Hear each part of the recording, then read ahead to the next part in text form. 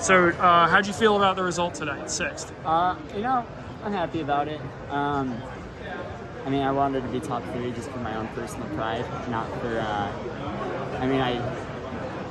If I did qualify, I think there was an 80% chance I would scratch it, and a 20% chance I'd still run the 10K. So it was likely I was just going to scratch anyway. But I got a couple miles in, and was like, I'm going to drop out today. But then I was like, you can't just do it 2 miles, and then it was like, let's get to 10 laps. And then it was, well, you're an idiot if you go to 4K and you drop out, like you kind of, and like you're leading the whole thing, like. And then I really just had to come here for team process, and that was the big thing. So it was like I was already qualified for the 10K, so I might as well run it. But I had a couple of workouts that gave me some confidence, so I was like, I think I can compete well. But I wanted to try and run, like, I wanted to break 27. If I could 27, but kind of just wanted to go sub 27:10, 65s. Was kind of my goal. I started that too quick, and then it was warm.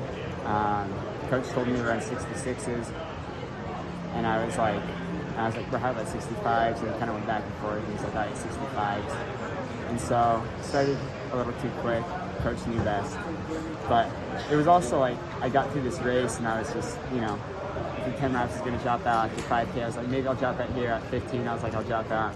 Some people took the lead. Or no, then it was, I'll drop out with 2 laps to go, or 2 miles to go. That's usually when the race really starts, so I'm like, I can keep going. This is a 4-mile tempo run. We'll call it that. And so it was, it was just with nothing really to gain, when I could tell I was running pretty slow. And like no one was passing me. It was kind of hard to keep going.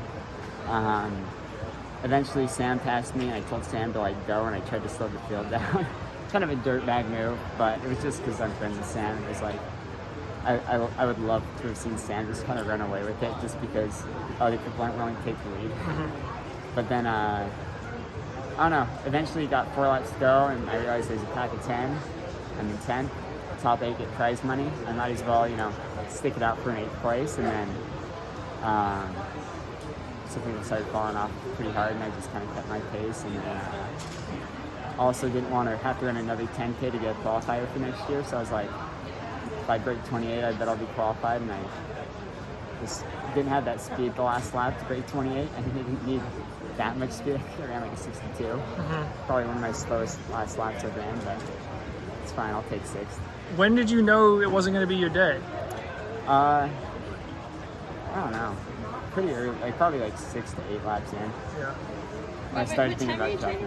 I was going to try and run close to 27th lap. And had you been doing, had your workouts shown? No. I mean, it's all marathon pace stuff, so it's other than a workout, I did a workout just over a week ago where we did, we call it fatigue mile repeats. So we did a 1 mile warm up, 8 miles at about 520 average, and then we did 3 by mile at, I averaged just under 420 for those.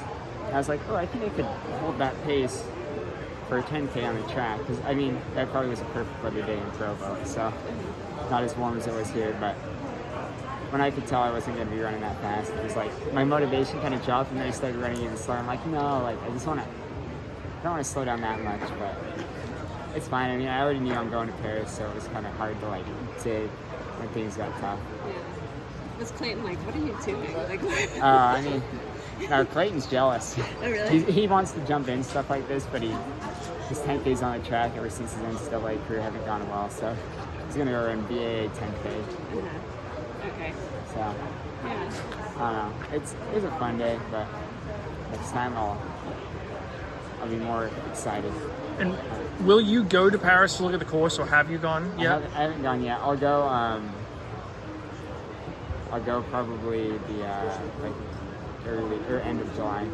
Okay. Just when I go with the team. Okay. And But then, are you gonna get in there for the opening ceremony? Yeah. Yeah. Yeah, Okay. so I'll get in for the opening ceremony. Debating with Coach Eystone if we go to. Coach Eystone wants to go to Spain, go to some of those mountains somewhere in Spain, or anything where it's in train altitude after the opening ceremonies, but we'll see. Does the USATF have a St. Moritz camp? Yeah, Okay. they do. So why would you? So Coach served his LDS mission in Spain, in Barcelona, and he competed in the Olympics in Barcelona. Okay. So he's fluent in Spanish. Clayton is Clayton's pretty good at Spanish. Okay. So that's kind of why Spain, because it's like they both have roots there. Yeah. I don't speak Spanish, so. Have you guys been incorporating more hill stuff in your workouts? Yes, yeah. These last 2 weeks, not as much. I've just been doing a lot in my long runs and my easy days, trying to get about 6,000 feet per week, and most weeks I'm under that. But I think 2 weeks ago or maybe 3 weeks ago, I can't remember. I got about 7,000 feet of elevation gain per week. Just doing that with 120 miles I count that as pretty good. I mean, people can judge all they want. How many thousand? What's the elevation change? I should know this. It's 1,400 for the 1,400? course, about, which is the same amount of downhill as Boston, but there's only I think 800 or 900 uphill in Boston, and so it's pretty hilly. But it all comes down in these pretty like narrow areas. I think there's a hill that's 13%. It's what I heard somebody say. Kelly Thackeray said when she went and saw the course. So. But a 13% hill, I think from what I understand, it doesn't average 13%, but it's about 13%. And so that hill is about 1,000 to 1,200 meters long. And so that's at mile 18. That's going to be the big, I think, determiner of the race. That plus the heat, and then the downhill after that, and then 10K flat. So. What? Are you going to run parts of the course? Yeah, I'm going to try and get a few. I'm going to at least see every mile once or twice before the race. And what do you think's like a realistic place for you in that marathon? You know, Jared Wood was sixth. I think Jared was insanely fit then. I think a top 10 finish is realistic, especially on that course. I would be lying if I said I wasn't thinking about trying to get that.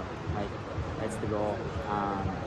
With it being super hot, likely being super hot and humid, and the course being very hilly, I think, there's enough things that can help equalize it out, that on the right day I might be able to snag one.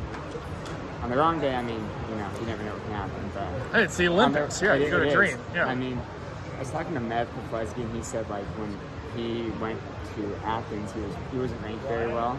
He was ranked a lot better in the 10K. He made the team in the 10K, but he felt like he could medal in the marathon. So I was hoping to be top 3 today, and then be like, okay, yeah, I'm going all in on the marathon. But it's just hard when the race gets hard, and you're like, what am I gonna gain? By being top 3, just my personal pride.